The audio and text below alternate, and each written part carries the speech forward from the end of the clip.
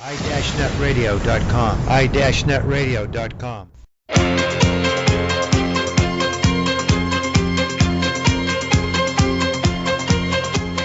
Dobry den, I Dobropa Jalabat. This is Springtime in Moscow with your host, James Tuthill, and I'm Stephen Stimson. We've got some Russian with a little American, and we're serious with a little humor. So, Jim, what is happening in the world today? Steve, thank you for the beautiful introduction. I'm Jim Tuthill, and this is Springtime in Moscow. Today, we have a special edition of Springtime in Moscow with our very good friend, Jake Danishevsky, and my partner in crime, Stephen Stimson. We are here on a new kind of politics. I want to remind everybody that i-netradio.com broadcasts from the Gold Coast of Florida between Miami and Palm Beach every day, 24 hours. We are also on powertalk.com, pwrtalk.com. Congratulations to Power Talk for having achieved 3 million listeners for the year 2012. We also want to remind everybody that every day at 12 noon and 8 p.m., we have the Classical Music Hour with Christina Botnari. We also have the Buddha Beat with Rosemarie J. Ferrer and Bob Holmes. And we have our usual signature show, Springtime in Moscow, with Yulia Kalantarova and Mikhail Zagot. And now we have our featured guests, Steve and Jake. How are you tonight? Good, Jim. How are you doing tonight? Beautiful, beautiful. Steve, how are you? Doing well. How are you guys doing? Good. Never been better. There's plenty of news out there. We're hearing about Obamacare and all sorts of wonderful things. At any rate, I have an article in front of me that came out 3 years ago, but Steve told me tonight before we went on the air that this is rather a seminal piece in American journalism over the last 5 years. This article has been broadcast all over the internet, and millions of people have read it. The writer is a person who uses a pseudonym and has chosen over the last 3.5 years to remain anonymous. He says the following: Americans, I have some bad news for you. You have the worst quality of life in the developed world by a wide margin. If you had any idea of how people really lived in Western Europe, Australia, New Zealand, Canada, and many parts of Asia, you'd be rioting in the streets calling for a better life.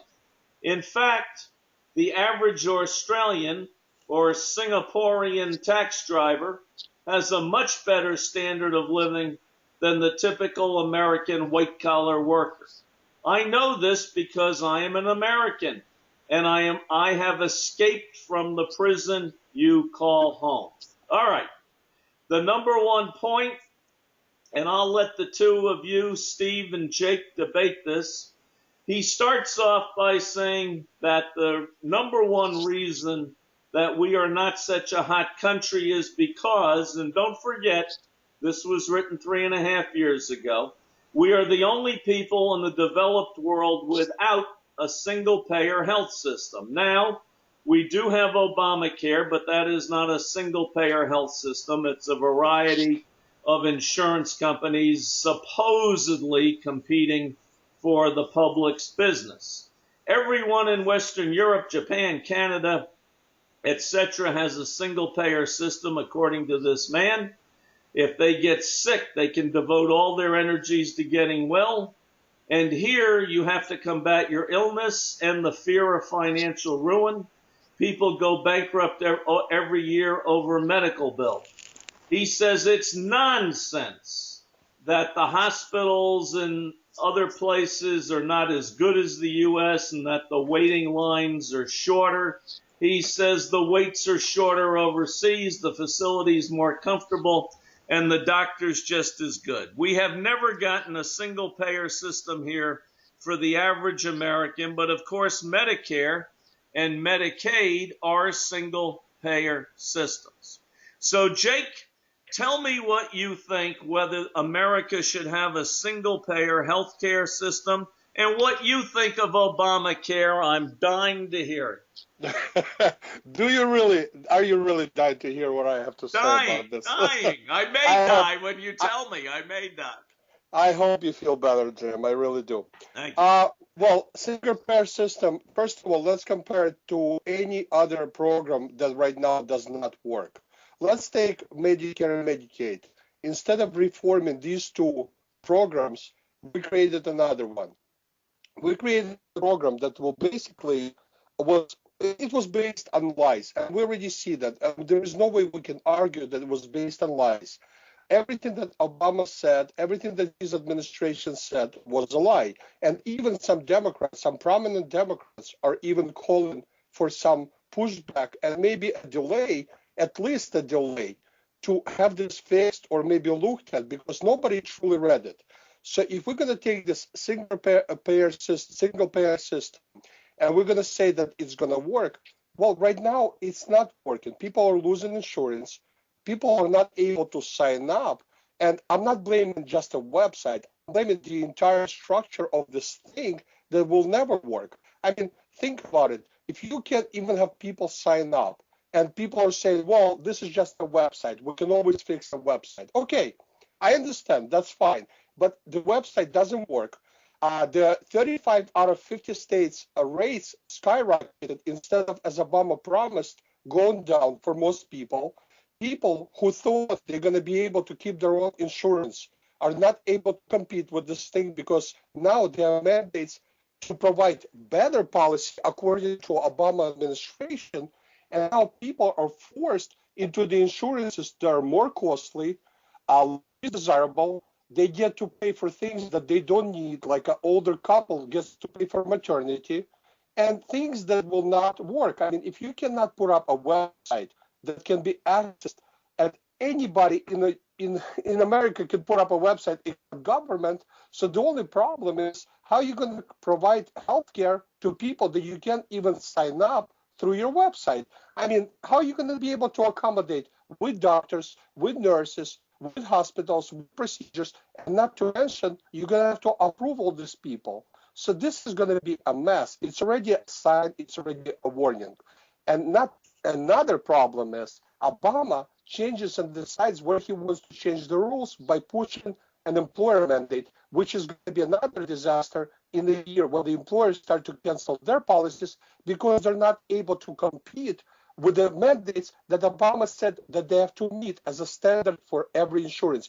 Now, private market doesn't decide what they want to sell, and people can decide what they want to buy. Obama administration put these mandates, and they said you can keep your doctor, you can keep your insurance, and it was a lie. All right. Steve, did you hear what Jake had to say? I did. And you're still standing or sitting or conscious. Okay. Well, what's your take on this Jim. fella who wrote the article said we should have a single payer system, and number two, 3.5 years later, we've ended up with Obamacare. What's your take on that? I started talking, you overpower me. I guess you don't realize I'm talking. But in some respect, I have to agree with Jake, but not for the reasons that he put forth.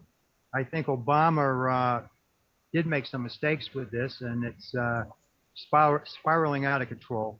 But one thing he did do, which I have to admire, and it looks like I'm on the side that has to defend Obama, and you know that I don't particularly care about that, but he apologized to the American people. It's not completely his fault. You can't blame it on him. It's the infrastructure of what this bill is and how big and massive an undertaking it is. It's in the same category as the Civil Rights Bill back in the 60s or the New Deal back in the 40s. So this is going to take time. Everybody knows that. But he did apologize, which is something that you didn't see the last administration do for their blunders, like getting involved in 2 wars. But my thing is to, as far as this mandate, they should have had a grandfather clause. That's how I see how this could have been resolved. Let the people that didn't want to change policies keep them. But no, the insurance companies are using this as an excuse to drop people because it's costing them more money to cover other people that are now coming under it. But there should have been a mandate stating a grandfather clause where people that didn't want to relinquish their policies could keep them. That's one of the areas that I was completely against. Another is the public option. I was from the get-go thinking it should be a nationalized option for people to be insured if they want to be, as a place of last resort, similar to the Florida homeowners type of thing. But insurance companies fought this. The capitalists fought this tooth and nail because they knew that the government would offer better plans at lower cost than insurance companies. So Obama gave in on this to the capitalists way back, which really hurt the program. The other one, of course, is the single-payer health system. I've talked to a handful of doctors that all supported that. My dermatologist had printed up leaflets in his office for people to read. I mean, they were all for a single-payer because it would make it so much easier, the amount of money that the doctors would save instead of having to deal with 15 different insurance companies. Just deal with Medicare and let Medicare negotiate with the insurance companies. As I said, Jim, a month ago, wasn't enough fight in it. The idea was good, but not enough fight. And Obama relinquished a lot of the good points to get the capitalists to pass this. And the capitalists now are blaming him for all these problems.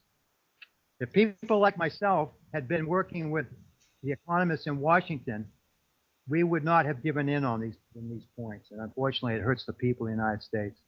Let me just add one thing from a different perspective than what you two guys have said. Maybe, Steve, you mentioned it slightly. One of the problems that's happening right this second, right this very moment, is that people want this thing to work. They want it to work immediately. They want it to work now. They want it to work according to the way, I guess, it was publicized. They want everything to happen immediately. Media's doing that. Yeah, that's not the way it works in America. In 1954, we had Brown versus the school board of, I guess, Topeka, Kansas or somewhere, Wow. which provided for integration. Integration did not even start in the United States until 1967, 13 years later. And it didn't really finish until 1973, which was 19 years later. In the state of Florida, 10 to 12, oh my God, even before that, 10, 12, 13, 14 years ago, the legislature enacted a statute which was very short and very sweet. It said that husbands and wives should have 50-50 custody. Well, prior to that time, the wife always got the majority of the custody. She always got custody. The husband was just a poor little beggar and a visitor and all that. But about 3 years ago, about 10 years after that law was enacted, guess what? The judges started to give 50-50 custody, okay? And it takes time for all of this to get into operation, to get working, and to be enacted. Then you also have the other thing. The Republicans will do anything Obama wants, they're against automatically. Anything. And as Jake and I and you and everybody knows, in 1994 and in 1995, the Republicans proposed what was almost identical to the Obamacare that we have today. So yesterday, a guy, one of these moronic Republican congressmen, comes on the air and he says, well, what I would do to change health care is to straighten out the tort system, the negligence system, the medical malpractice system. That is the biggest bunch of garbage in the history of the world. In almost every state now in America, doctors go bare, B-A-R-E, which means they don't pay any medical malpractice insurance, not a dime, not a nickel, not a cent. What has happened is the states have enacted laws so that if the doctor gets hit for $250,000, he either has to come up with that in 30 days or have his license suspended until he does. What has happened is they don't have to pay any malpractice insurance premiums anymore. They don't pay anything. So it is not increasing the cost of Medicare or medical care. But the point is, this guy, this lunatic Republican, goes on the air and says something stupid like that. Why? Because it's a slogan. It's a selling point. It's a sound bite, and it's a talking point. They just lie to thwart everything Obama does. They lie. Okay. So now you're saying that the Republican lied about something that absolutely is true. Doctors, I know doctors too, and not a handful of doctors. They do pay insurance. Now let me say something. They pay insurance? I doubt it. Steve, let me finish before you're gonna start talking, because I know you wanted to talk in my previous segment, as you mentioned. Let me finish something. Obama apologized. You say lying.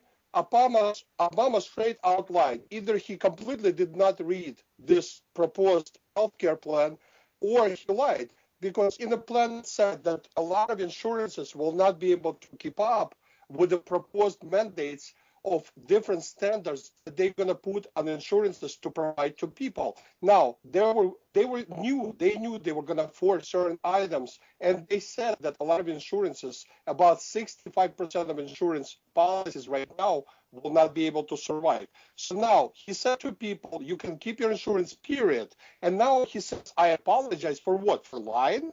I mean, you say that previous administration didn't even apologize. And we can agree or disagree that they were wrong. And I will agree with you on some points. But you cannot tell me that Obama apologized and now it's okay.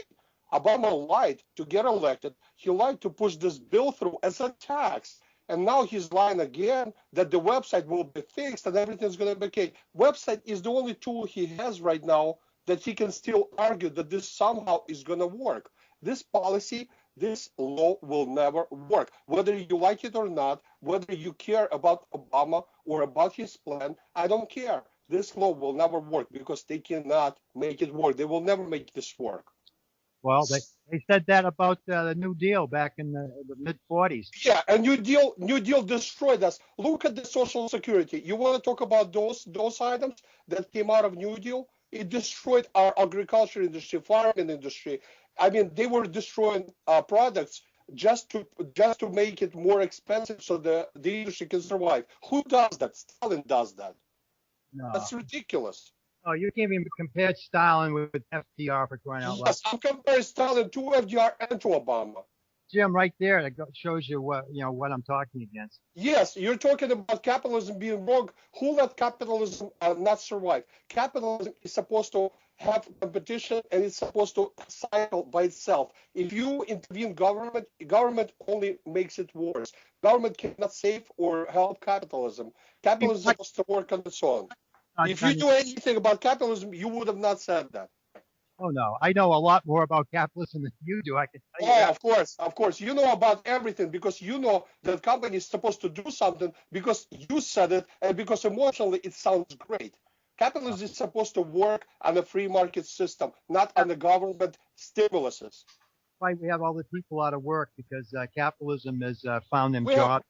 We have people out of work because Obama stimulated the market and Bush stimulated the market. You're not supposed to touch the market. You're not supposed to do that. People. Capitalism takes care of themselves. And the rich get richer, the poor poorer. Yes. And Obama takes care of the poor. I see how he took care of the poor so far. He's another Clinton. He turned face to the conservatives. I don't like that at all. Don't compare him to Clinton. Don't compare Obama to Clinton. Clinton was able to work with the other side. He wanted to reform. He is the only one. Wait, let me finish. Clinton wanted to reform. He actually did reform welfare better than anybody in centuries. Pass Glass-Steagall and put down the drain. That's just what the capitalists wanted. They wanted. Oh, you don't even know what Glass-Steagall is, for crying out loud. Well, for crying out loud, if you're going to say something, at least explain it. Because I'm sure if you... I'll explain it. Glass-Steagall put a separation between commercial banks and investment banks. Commercial banks couldn't get involved with buying and selling stocks and all sorts of crazy products. Okay. I mean, commercial banks are backed by government. So if you're going to have a risk factor, you should not allow taxpayers worry and support that risk factor. I mean, listen. Well, that was exactly the point of Glass-Steagall. That's what Steve is saying. Okay, so wait. He's comparing Clinton to Obama. He's comparing Clinton to Obama. I'm not a Democrat, but I can't even compare Clinton to Obama. Clinton was able to help the country in some way. In some way, he was able to help the country. Jake, you got to let Steve talk, though. You got to let him say something. Is Steve going to start insulting and saying, I don't understand, and maybe he should make a point? You're brainwashed by the right media. If Obama was white, consider him the same as Clinton. Only because he's black, he's different. Of course. No, there you go, Steve. Now Steve made his point. Everybody's a racist if they don't agree with Obama and his socialist policies. Thank you, Steve. You just made your point. No, I made my point that he's turning out to be another Clinton. No, he's turned out to be himself. If he was Clinton, he would do something right. I mean, Clinton was able to work with the Republicans. Obama said, I'm not going to sign any deals. I'm not going to sign anything. He was like a little kid in the president's pants. But hold on. Steve, what you're saying is that Obama got into bed with the big corporations and the vested interests and the rich guys. Back on the people that supported him. He's not doing what he said he was going to do. That's the only thing I agree with Jake. He's lied. And his lying has been turning his back on the people and facing the corporations and giving them what they want. Steve, thank you. Can I add to what you said and actually to agree with you? Just Steve, like that. Hold on. Steve, Steve, are you finished? Who's finished here? No, let me say I do agree with you, Steve, but he didn't start lying. He's been lying all along. Obama never intended to do what he promised to do, not a single time, and you can see that now. You can agree with me now. I thought he was going to carry through with what his 2008 promises were going to be, but he hasn't. I never thought you did, and now you agree with me. Thank you. No, because this health care bill was not big enough. It should have been. You need to go bigger? Should have had the bite. It should have been able to corral the insurance companies, not let the insurance companies corral them. Well, so make the lie even bigger. Make the lie shut everything down. Steve, look, you agree with me, but you agree with me without even realizing why. Obama lied. He's been lying all along. Thank you. Okay. All right. Bush didn't lie, come on, Bush. They lied to American people about the war. You're getting involved against Saddam. You know what? I'll tell you something. Let's talk about Bush, but let's finish Obama, and I'll tell you about everything you want to know about Bush. No, you don't have to tell me anything about Bush that I don't already know. I'm not disagreeing with you, but Bush did not lie. Bush said that we think they're weapons of mass destruction, and you know what? There were trucks. Israel notified that trucks went into Syria, and now they have chemical weapons. Where do you think they got their chemical weapons? I mean, think about it. They never found weapons of mass destruction. No, they never found it because it took them forever to get there. Look, Bush lied. Okay, Bush lied. I agree with you. But Obama hasn't told the truth about every single thing. Anything Obama has done, he doesn't know. He hasn't been there. He's not sure. He saw it on TV like everybody else. And now Obamacare. Oh, it wasn't his fault. Oh, you're going to lose your insurance. Listen, insurance rates in 35 states went up, and in some states 180%. How do you explain that? He didn't know that's going to happen? He knew. He knew. believe me, what Jim said before, it's going to take time. This is a big. Take time to do what? To destroy even further? Jake, I don't believe rates went up 180%. Jim, Where do you get this stuff from? Jim, I can prove it to you. It's an independent. Wait, okay, let Steve finish because I can't stand hearing a voice while I'm talking. Go ahead, Steve, please. Well, that's where he gets the information. He listens to Hanratty. And this is mature talking. Hand ready and call them names. John McClain. Let me help you. I don't like some Republicans also. You happy? I mean, it's not about Republicans or Democrats. Whoever's destroying us deserves to be called out, and that's what I'm talking about. I mean, you call yourself center. Why don't you call out everybody who makes mistakes? I don't like the Democrats or Republicans. They all need to be called Yeah, out. but you only insult Republicans with hand ready and all. I'll tell you something, Jim. I'll send you an article, a real neutral article where they talk about, and actually Democrats in California said that the rates are going up. I mean, legislators in California are surprised that the rates are going up. I'll send you an article with the rates in 35 states out of 50 going up more than 140%. I mean, you're going to see it, and you're going to see it. But who wrote this article, Jake? The Heritage Foundation? No. I don't look. See, this is the problem. This is the problem you guys don't understand. I don't just read one thing. When I see something from Fox News, right away I try to find it somewhere on the left, compare, and then I try to find something neutral. I don't just look at facts and say, oh, this is going on. I look at the facts, and I try to find facts in the neutral items, not in the Fox News, not in MSNBC. I try to find it somewhere independent of both. Okay, we're going to stop with Obamacare. We're going to go to the second point on this article, which is entitled America, the Grim Truth. The second point after single-payer health care is the following, and it deals with life in America and lifestyles. It says, if you go to the beaches of Thailand, the mountains of Nepal, the reefs of Australia, you'll probably be the only American in sight. But you'll be surrounded by crowds of happy Germans, French, Italians, Israelis, Scandinavians, and wealthy Asians. I admit I don't see any Ukrainians or Russians in there, but maybe he just skipped that, okay? Go to Mauritius. Mauritius, yes. He says, why? Because the foreigners are paid well enough to afford to visit these places, and they can take vacations long enough to do so.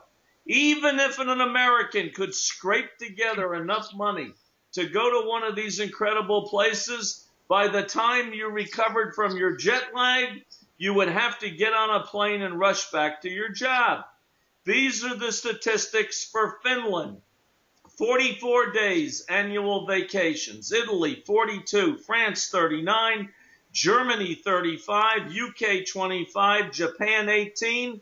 America, 12. He says the fact is you work like dogs in America. You come from a plantation sweatshop labor model. Steve, I'll let you go first on this one.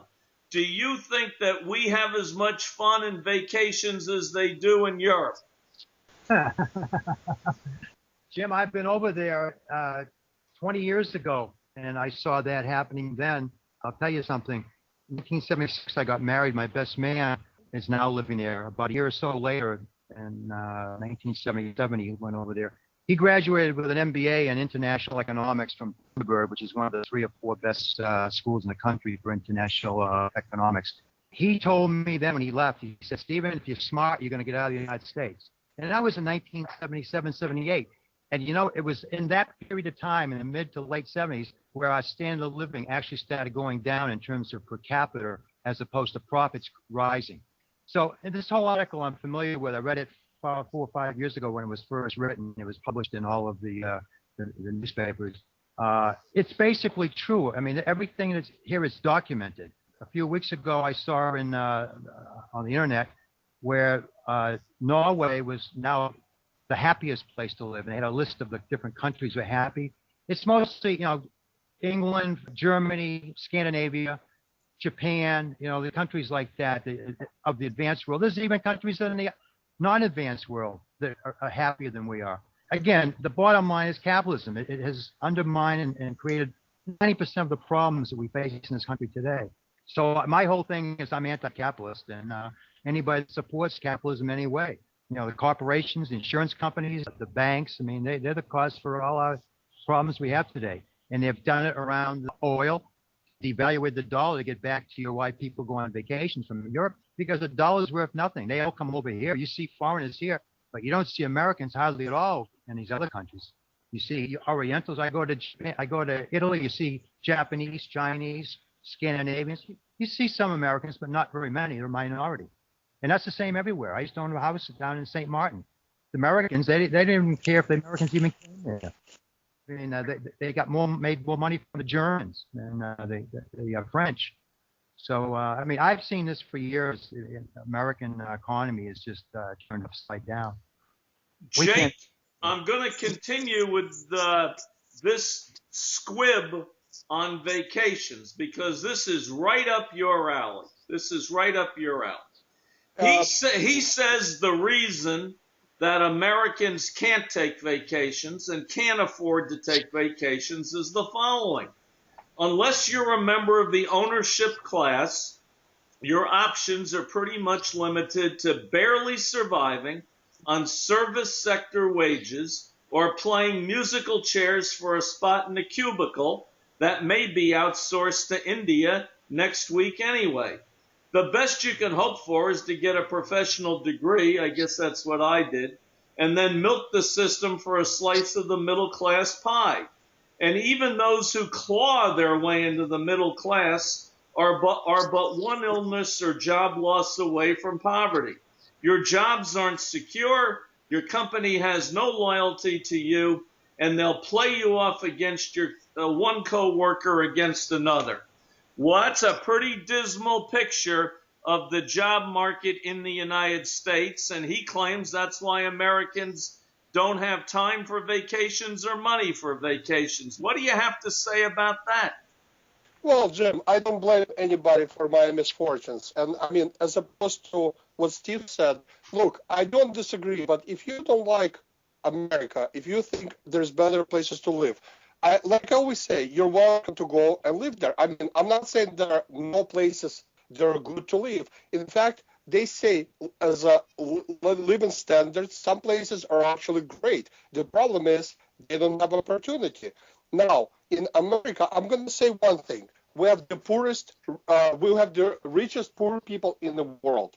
I mean, when we look at our poor per se, and we say somebody doesn't have insurance or they don't have like a good house, they have a pair of jeans that cost more than somebody's salary somewhere in the world for a month. I mean, they have a cell phone, they have an iPhone, but we call them poor because up to our standard, they're poor. So now, if we're going to measure the standard of people's living, are we owned by the things we buy? So if we can afford something, is it because we just can't afford it or because we choose to buy things that we can't afford? I mean, Steve, if you want to talk, please, but I didn't interrupt you. Please, buddy. I really mean it. Seriously, let me finish. I mean, I'm almost done. So if we're going to compare that we don't go on vacations, fine, but we make our own choices. And per capita, we have more people who actually rise up from poor, including those who say that we have a lot of poor, we should help them, but they themselves rise up, they don't help anybody, and they become wealthiest people in the world. And, they look at the basketball players, entertainers, Hollywood, football players. I mean, they all complain about our system, but our system is what helped them get there. I mean, so I don't understand all the complaining. You don't like it. Don't live here. Steve, you could have moved to another country. God bless you. Go for it. Steve, I'm going to pose to you this question that I just went over with Jake. Essentially, this writer is saying that if you're simply an employee and you're not part of management or upper management, you're screwed. What do you have to say about that? Yeah, I agree with that, but I want to get back to this last point. Back in the 60s, we had probably the biggest major crisis in the United States, the Vietnam War. When it split the country in half, more so than anything in my lifetime. Unfortunately, a few good people that I recall had to leave the country just to be able to live in the freedom that they felt was necessary because they were against something our government was doing that was considered illegal. Okay, they were communists. They were communists. Well, I agreed with them, and I'm no communist, but I'll tell you. Oh, Steve, you're closer to communists than I've seen in years. Trust me, my friend. Trust me.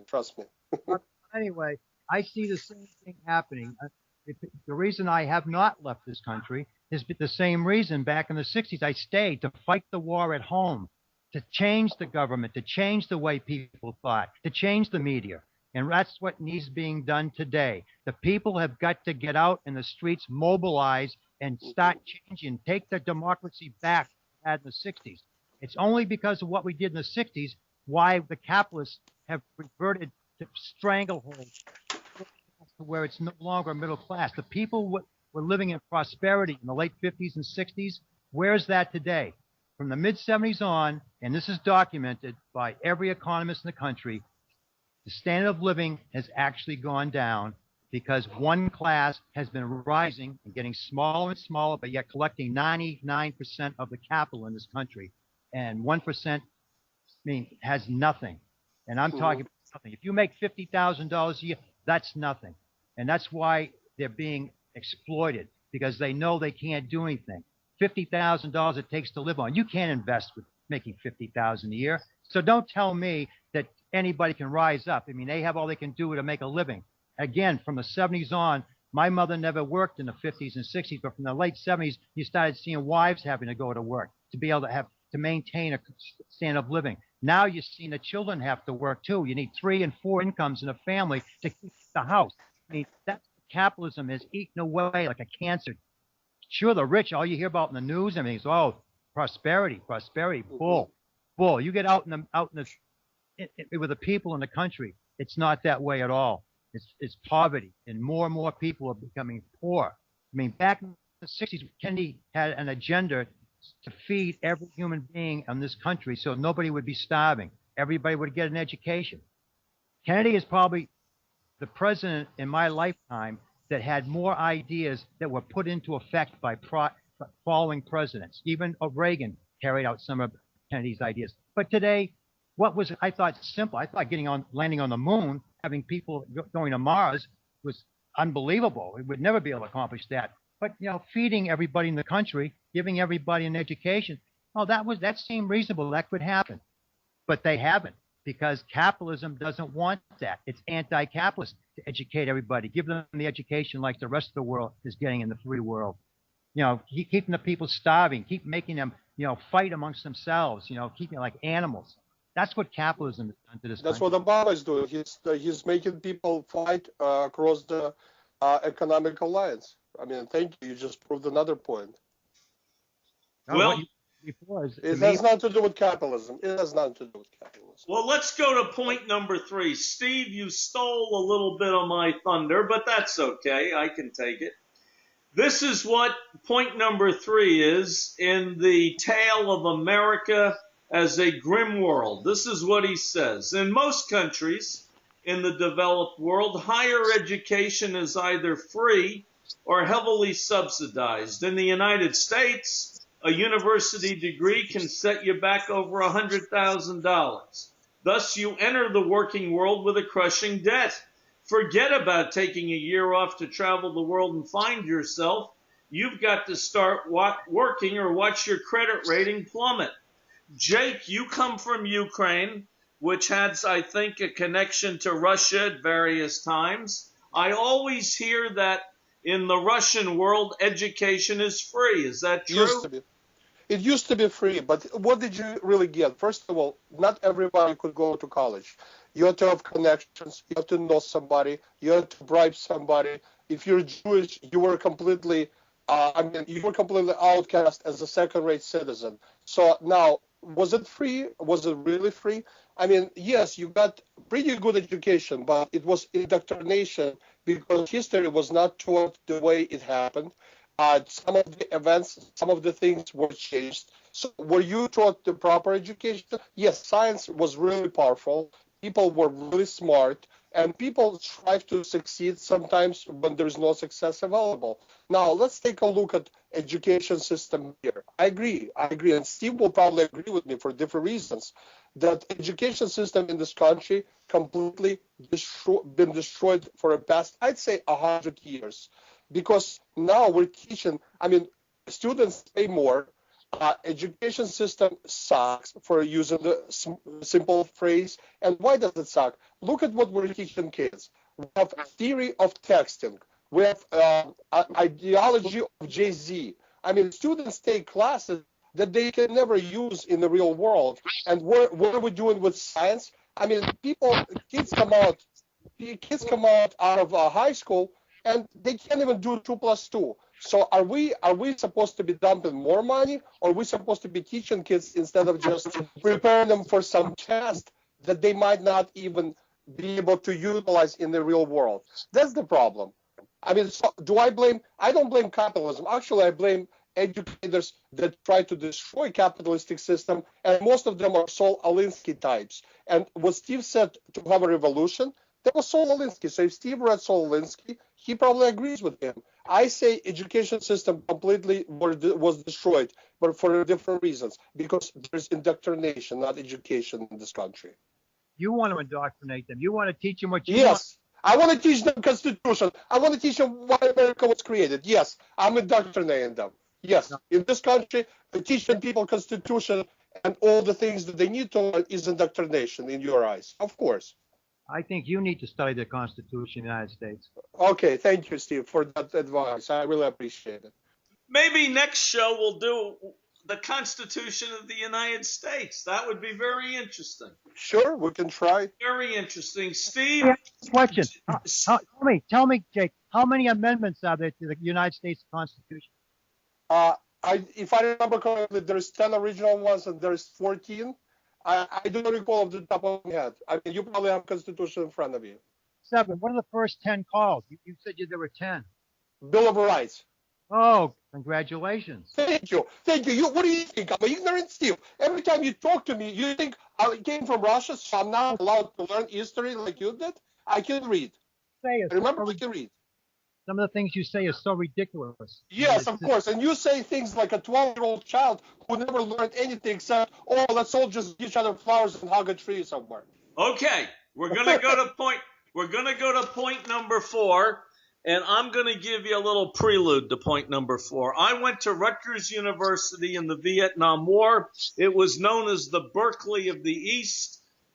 Obviously, it was a very liberal college. I had 2 history professors out of Yale University, and I'll be honest with you, they thought communism in its pure form was pretty good. Obviously, they didn't think Stalin communism was too great because you have to kill too many people. They weren't too thrilled about the Cultural Revolution in China where millions of people got killed. They understood, but they liked communism in its pure form. And you know what they used to say? They used to say, here in America, we're all just slaves. We're slaves to our car payment. We're slaves to our mortgage payment. We're slaves to any type of revolving kind of debt payments. They said the only reason we live is for paying off loans. Now, in this article, this guy says if you're lucky, you might even land a job good enough to qualify you for a home loan. And then you'll spend half your life working just to pay the interest on the loan. Welcome to the world of American debt slavery. America has the illusion of great wealth because there's a lot of stuff around. But who really owns it? In real terms, the average American is poorer than the poorest ghetto dweller in Manila, because in Manila, at least they have no debts. Before I turn this over to you, I will tell you a funny comment from a doctor down in Delray Beach, Florida, who lives in a very swanky community called St. Andrews. He said to me many years ago, he said, Jim, I don't own my house. I rent it from the county, meaning that the property taxes are so high that he just has to work to pay those taxes just to keep the house afloat. Okay, Jake, do you think we have debt slavery in the United States of America? We definitely own by the things that we buy. I mean, I said that before. I'm not disagreeing that we have a problem, but the problem should start with the personal responsibility first. I mean, do I blame somebody because I bought a house with the taxes that are high? Do I blame somebody that I bought some crap that I don't need? Maybe because at the time it seemed like a good idea. I mean, we buy things, we charge things, and then we blame the banks. And yes, the banks got fatter, and too big to fail was the biggest problem when we started feeding the money, stimuluses into the banks, into the companies, into the Wall Street. And I blame Bush, I blame Obama. I always say that. I don't take sides when the decision is terrible.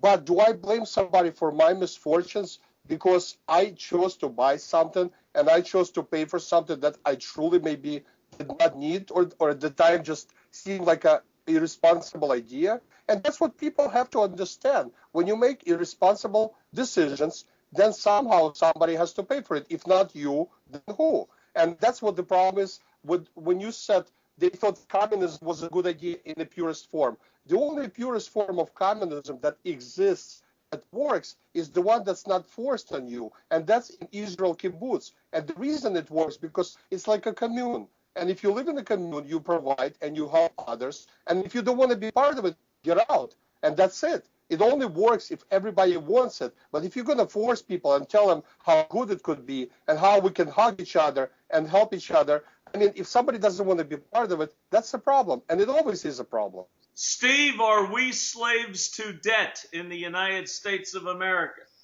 Jim, debt is a corollary to capitalism. Capitalism. Capitalism needs things to feed on, and that's one of them. You think people in Russia didn't have that? They had that. I'm not talking about Russia. I'm talking about capitalism in the United States. No, I said you're saying that is equal to capitalism, but the capitalism always creates that. You don't think in socialist society you don't have that? I'm just asking. He doesn't listen to you. You just got through telling him that there are people in other parts of the world that have no debt and they're much happier. You know, yeah. We're talking about what the evils of what capitalism does in this country, and one is that it forces people, whole families, having to work to keep a house. Little by little, the middle class, we're losing our homes. We're going to become renters to corporations. It's just like, back in 150 years ago, working for the company store. That's basically what the country is heading towards. We're going to all be dependent on the people above us that are going to be, dipping out, bits and pieces here and there. I mean, the poverty is becoming too overwhelming. Steve, you may be the person that told me this story. I can't remember. I talked to so many people on this radio show. But they pointed out to me that in the New Testament, not the Torah, and I'm a Buddhist, so I don't really have much of a horse in this race, that the only time in the Bible, the New Bible, that Jesus Christ got upset was with the money changers who were charging interest. And that is kind of interesting that was the only period apparently of upset for Jesus in the Bible. He wasn't too crazy about interest himself, apparently. Well, he saw that what was happening was you had to pay a tax, and the tax was the same for everybody. It was like, say, $2 a head, and the poor all they had was $2, but the rich people were paying the same amount of money. Problem we have in this country, we need progressive taxation, not regressive, where everybody pays the same. I mean, any tax we have in this country is basically regressive. It hurts the common people. Look at what they've infiltrated with the lotteries. 25 years ago, there were no lotteries. That's a capitalist institution. It taxes the poor. The poor people are the ones that spend money on the lotteries, not the rich. I mean, come on, everything that's being taxed is hurting the poor people. Christ saw this. And let me bring in this point here, which is very, very important. I don't care what major religion of the world is, if Confucius with Taoism, Krishnamurti with Hindu, Buddha, even Mohammed with Islam, Christ with Christianity. They were all communists. They all believed in helping your fellow man and everybody being equal. They had no worldly possessions, or if they did, they come from wealthy families, they gave it all up. That's what we need to get back to, helping one another, building a strong society and not seeing who we can beat up to take what they have so we can make ourselves better. That's capitalism. That's why I'm an anti-capitalist. Okay. Steve, I represented the biggest air conditioning subcontractor in the state of Florida. And back in the 80s, he had 100 guys in the field at all times. And he put in most of the air conditioning for most of the big condos between Miami and Palm Beach. He came from Dallas, Texas. That is the center of conservatism in the United States of America. Don't ever be fooled. It's in Dallas that conservatism has its rock-ribbed roots, okay? And this guy was conservative. He didn't like people with long hair. He was, I can't think of all the examples, but he was very conservative. And you know, one day he came to me and he said, Jim, I'm leaving Florida. And I said to him, Dick, why are you leaving Florida? You're pretty successful down here. He says, because I'm tired of people waking up every morning and thinking of a way that they can take my money from me. Isn't that interesting? That's just what you just said. That's just what you just said. And that's what the litigation system, unfortunately, in the United States is set up for now, is to move money from one pile to the other. So that's why I'm happy. That's why everybody's unhappy. Yeah. The only people who are happy are the people at the top, the 1%. They're happy as well. Let's go to point number 5. The man says that the fact is you are not free because your country has been taken over and occupied by another government. Fully 70% of your tax dollars go to the Pentagon. And the Pentagon is the real government of the United States. You are required under pain of death to pay taxes to this occupying government. If you are from the less fortunate classes, you are required to serve and die in their endless wars or send your sons and daughters to do so. There is a socio-economic draft system in the United States that provides a steady stream of cannon fodder for the military. Well, I don't think we have a draft here, but we do have a voluntary military, and I think I went over this with Jake a long time ago. I believe that people go into the military because they can't get a job. I think Jake thinks they go into the military because they're patriotic Americans. Well, we shall see. Jake, do you think this country is occupied by the Pentagon? Okay, I'm going to tell you my segment, and then, of course, Steve will have a point. But here's the problem. First of all, we're actually paying for our military less than we ever did in history. We pay about 4% of our budget to military. But let's take a look. Whoa, stop, Steve, don't talk. That means I talk, then you respond. Okay, please, let me finish. It's going to be more productive. Okay, so now let's look at the actual spendings that we do have in the problem areas. We help 4 richest countries in the world. We help Russia, China, and 2 other countries. I can't recall which ones. China, we borrow money from, and then we help them. We give them money to help China, and then we borrow from them. It doesn't make any sense. Now, we're helping countries to do things that are just ridiculous. We're sending $90 million to Kenya to teach them how to read. I guess so next time some Kenyan gets into White House, he can read the Constitution. We spend $5 million a year to help Chinese prostitutes to learn how to drink responsibly. We spend $2.5 million a year to study shrimp on a treadmill. Why? I have no idea. We have spendings that are outside of military. We look at the military because it's the easiest point to make. Oh, we like war. We want military. We want strong military. The reason we want strong military is so we can command things and respect. We destroyed Soviet Union because we could, not because we could fire them or send troops, but because they knew that they cannot mess with us. And that was the beauty of American military, because we could we could talk to nations from the point of strength, not from the point of weakness. Now we borrow and give money to countries for no apparent reason. That's the problem. Steve, are we a country occupied by the Pentagon? Jim, let me just correct on this. This is an interesting statistic. Everybody argues that half the money goes to the military industrial complex or whatever you want to call it, and half goes to the welfare system. That is incorrect.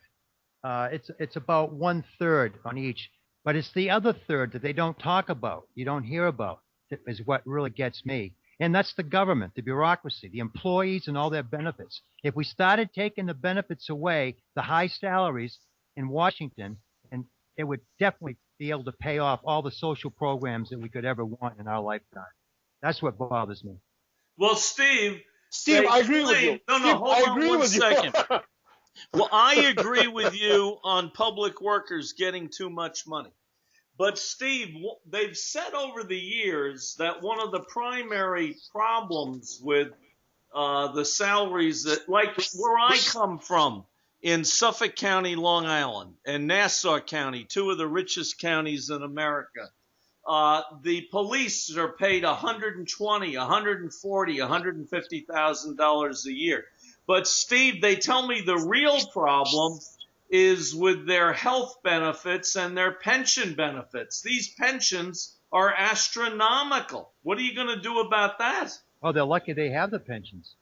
Most people today, you don't even have pensions. It's only because they were set up so long ago and they become so strong that they're able to have those. But do you think that we should reduce what's vested? Should we take away part of their pensions and part of their health care? No, I don't think you should do that. I mean, I'm against all of that, but I think they should reduce the salaries. They should say a freeze on it. There's no reason why police should be making $150,000 a year. I know it's bad enough here where I live. I mean, they're the highest paid in Florida right here. They have the largest police force per capita. I mean, it's becoming like a fascist state.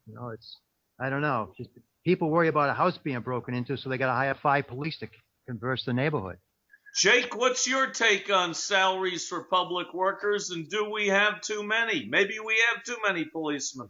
Maybe we do. I don't know the exact numbers. I don't know. But the problem is we should concern ourselves. If the person has a high-risk job, obviously they deserve to get paid as such.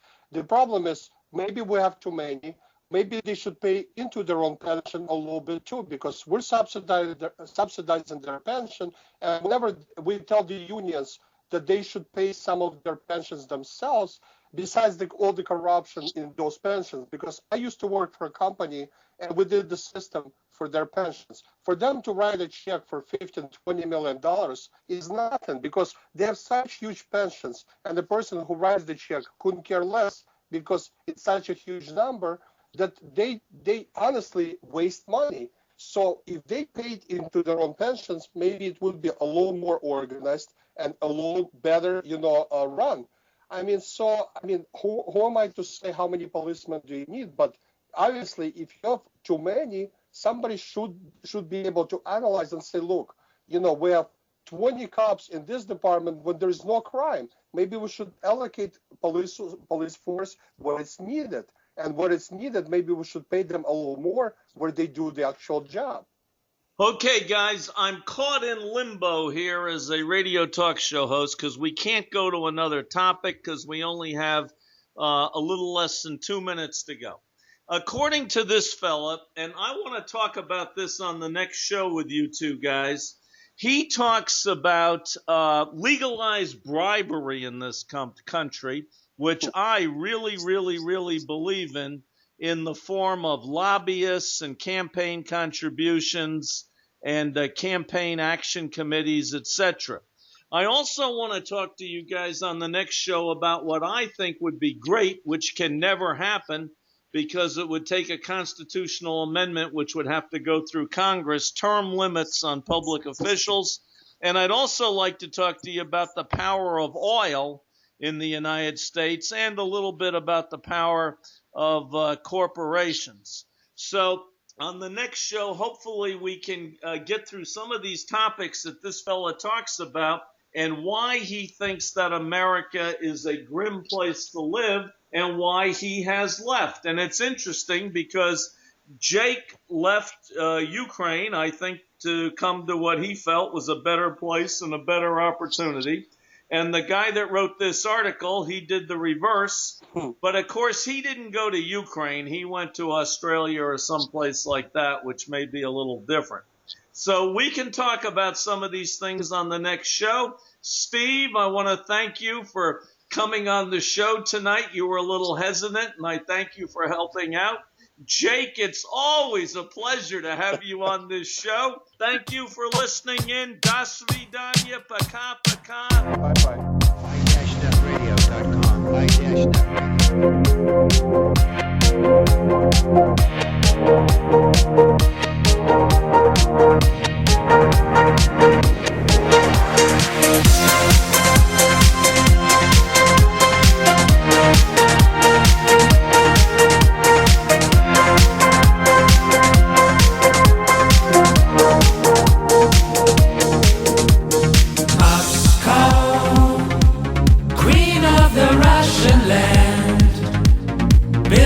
A rock to stand, proud and divine. Moscow, your golden towers glow, even through ice and snow. Sparkling they shine.